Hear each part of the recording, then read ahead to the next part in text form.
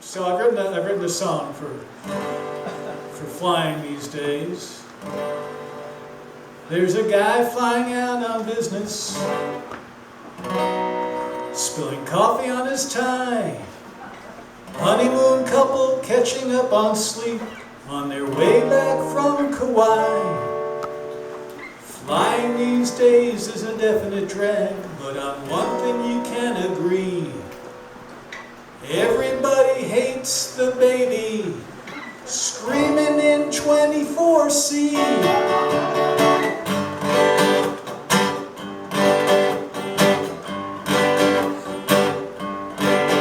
Well, we checked in 2 hours early, paid extra cause our bag was overweight. At security, the floor is kind of sticky as we stand there in our stocking feet. There's a guy who's the size of Shaquille O'Neal forcing me to share my seat. And the pilot just announced yet another delay. It's gonna make us 2 hours late. Well, you're not gonna see a movie unless you watch it on your phone. You won't get a meal or a sandwich unless you brought one from home. I don't know if this mask is preventing disease, but one thing I know for sure, the kids been howling since they boarded the plane. I can't take it anymore, and everybody hates the baby screaming in 24C. His parents are sitting there oblivious, 24A and B. He's playing on his phone, she's reading Vanity Fair. The kid's screaming like somebody's pulling its hair. And everybody hates the baby screaming in 24C. Now the flight attendant's not too attentive. She packs their bags in the overhead. Why not put them underneath the seat? Stick the kid up there instead. Well, we land in the taxi to the terminal. Walk a mile to baggage claim. My luggage is lost somewhere overseas, either Portugal or maybe Spain. Walk to the shuttle for my credit. I walk to the shuttle for my rental car, and as I step inside, I hear the kid howling at the top of his lungs. Now it's me that's gonna cry, and everybody hates the baby screaming in 24C. The parents are sitting there oblivious, 24A and B. He's playing on his phone, she's reading Vanity Fair. The kid's howling like somebody's pulling his hair. And everybody hates the baby screaming in 24C. Yes, everybody hates the baby screaming in 24C. Sing along one more time.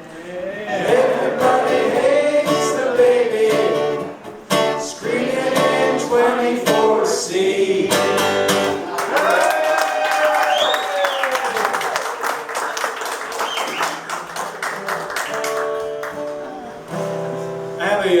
I brought a gift actually for Brian and the whole gang here. It's my brand new CD, hot off the press. It's called Get Your Ha-Has Out. And I did bring some. Brian, you can grab this here. And I did bring some. They're free. And if you're not a CD person, if you're a download person, there's some cards. You're very welcome. Thank you. But because Brian always plays my CDs here at Dorn Space, and I appreciate that very much. But I brought some CDs. They're free. There's also some download cards. You can download it from Bandcamp, where you can listen to it on iTunes or Amazon or Spotify, any of those places. It was recorded live at the Linda down in Albany on WAMC, and it it's some music and some comedy, and hopefully you'll enjoy it. So I'd like to finish with a song that I did that night, and it's on the CD. I wrote this song with Bob Dylan, actually. He doesn't know it. So anybody know Bob? No? You love him? Do you know him? Oh, okay.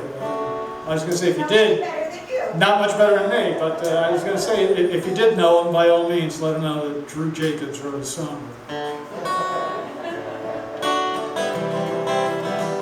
Sort of the history of Bob Dylan in song. Like any good Bob Dylan song, it's 14 verses, so sit down, relax.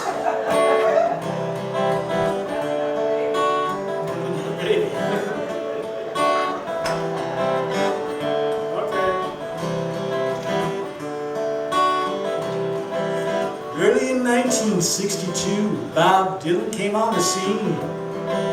Denim jacket and a folk guitars like a Jewish James Dean. His music made the people swoon. He was singing for you and me. Somebody said he was the second coming of a cat named Guthrie. A couple of years later, he broke our hearts. He went electric. He had some nerve. He would not. Wow, where'd my fingers go? I got it now. A couple of years later, he broke our hearts. He went electric. He had some nerve. That would not be the last time the boy would be throwing us a curve. So fine, how do you do? Dylan's just screwing with you.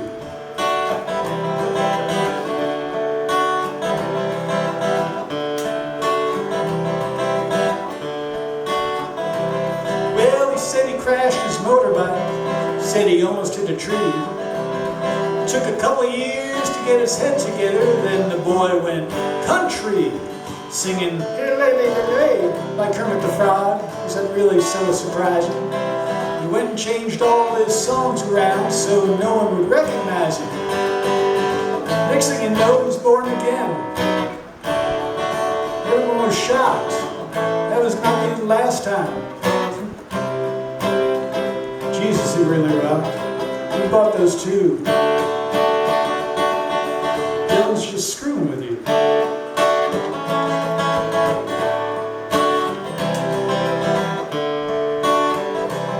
I'll skip to the last verse.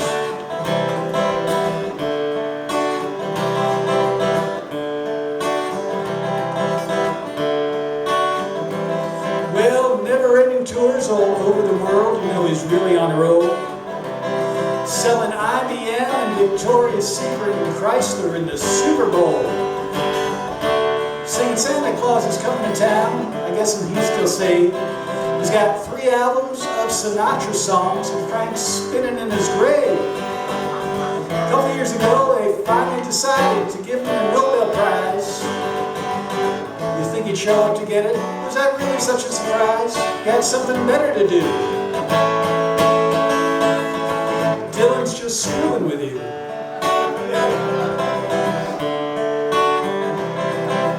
Screwing with me too, I think.